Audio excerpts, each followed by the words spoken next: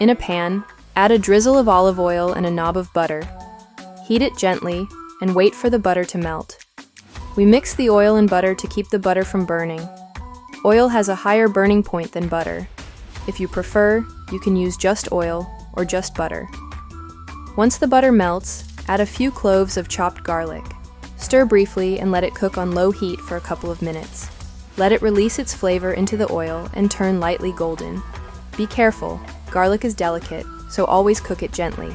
In fact, we'll make our entire white sauce over low heat, all the way through. After about 2 minutes, with the garlic lightly golden and the butter and oil fully infused with flavor, add cooking cream. Add a small pinch of salt, not too much. And mix it all again, always on low heat because these ingredients are delicate. If the cream gets too hot, it can split, so again, always low heat, always. While the sauce is cooking, we can start boiling the pasta. In a large pot with plenty of water, add a good pinch of salt. Don't worry, pasta only absorbs a small part of it. Then, add the pasta of your choice. For this dish, thin pasta works best. Spaghetti, linguine, tagliatelle, or anything similar. Let the pasta soften and naturally sink into the water as it heats.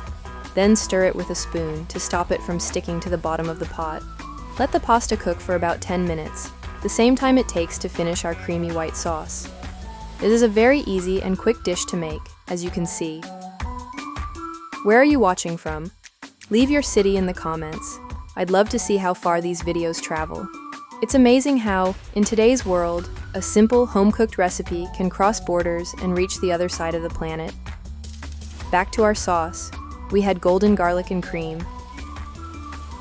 Now add a handful of grated cheese, something aged, full of flavor. Choose your favorite, but go for bold taste. Mix it gently with the rest of the ingredients.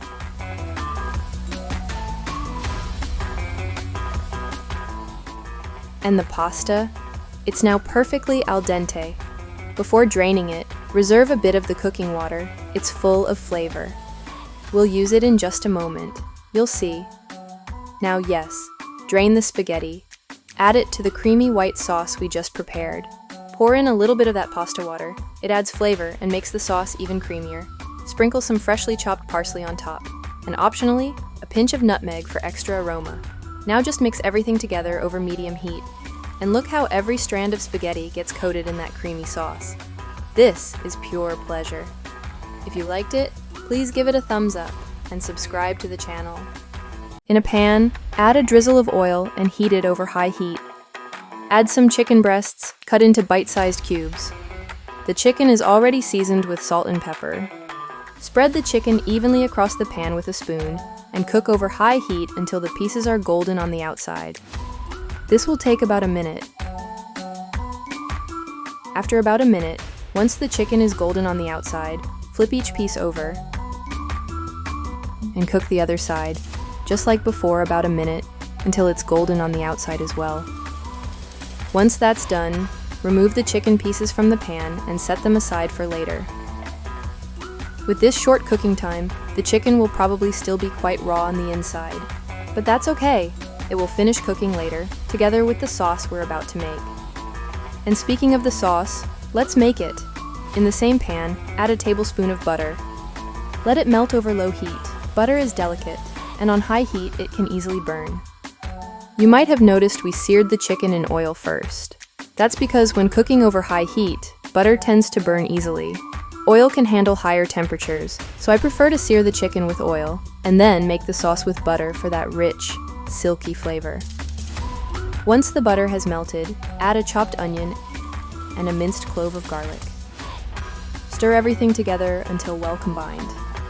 Using the same wooden spoon, scrape up those little browned bits from the bottom of the pan.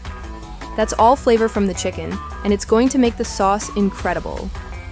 Once that's done, just let it cook gently over low heat for about 5 minutes. After about 5 minutes, add a teaspoon of paprika, a teaspoon of ginger, a teaspoon of cumin, and a teaspoon of garam masala. Garam masala adds that warm, authentic Indian flavor that makes butter chicken so special. But don't worry, if you don't have it, just use a little extra cumin and paprika instead. It'll still taste amazing. Now, mix the spices with the onion and lightly toast them in the butter to bring out their flavor. Once that's done, after about 30 seconds, add the crushed tomatoes.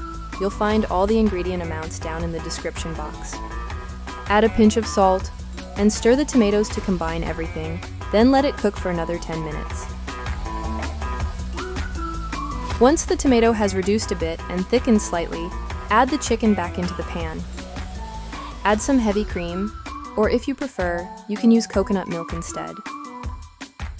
And stir everything together until it's all well combined. As everything comes together, you'll see the cream slowly turn into that rich orange color. That's the butter chicken magic happening right there.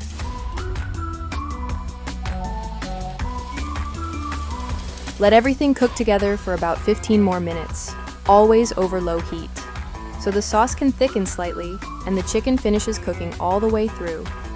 And after that time, optionally, with the heat turned off, add a small knob of butter. It gives that perfect finishing touch. Stir it into the sauce, and our butter chicken is ready to serve. Rich, creamy, and full of flavor. Hard to believe something this good is so simple to make. If you liked it, please give it a thumbs up. It's simple, it's fast, and it's better than takeout.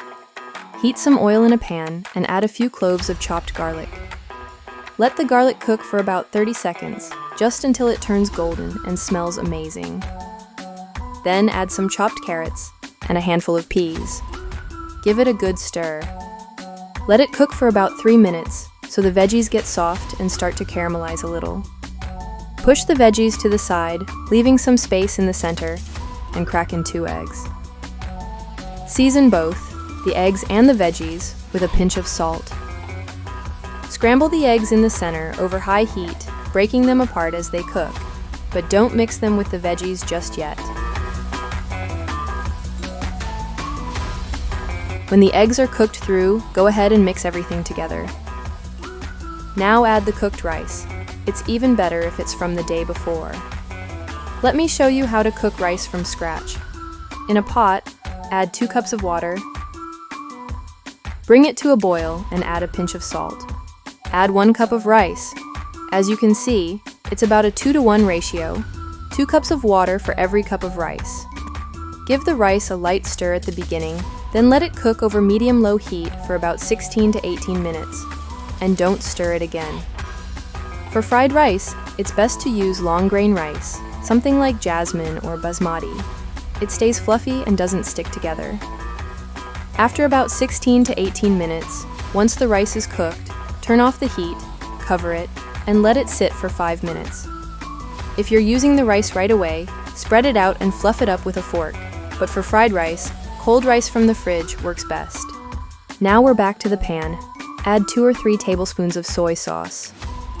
Keep the heat high and toss everything together.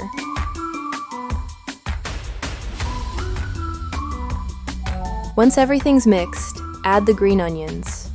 Now just mix everything together. And that's it! Easy, quick, and better than takeout. If you liked this recipe, give it a thumbs up. And don't forget to subscribe for more easy meals like this.